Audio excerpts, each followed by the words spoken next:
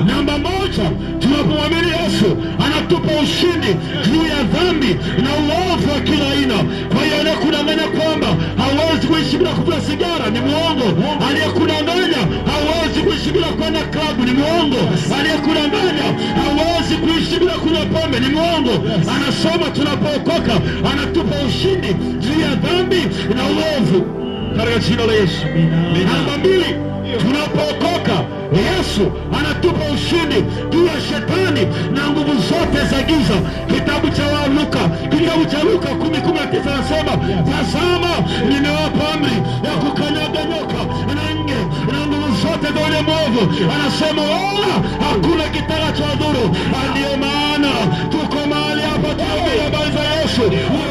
Ni wachawi, hatuogopi kulogwa, mwenye mkera, kana uhakika, tuna uhakika, tuna ulinzi, tuna uhakika, tuna ulinzi, hatuogopi kulogwa, hatuogopi na mkera. Wachawi ni kunguni tu, ni tu, hawana lolote. Tuna uhakika na Yesu. Tuna uhakika na Yesu. Hasa wewe niigilize mimi kusema navyosema, halafu uone cha mtema kuni. Wewe hata kwangu mimi nachosema hapa, uone cha mtema kuni.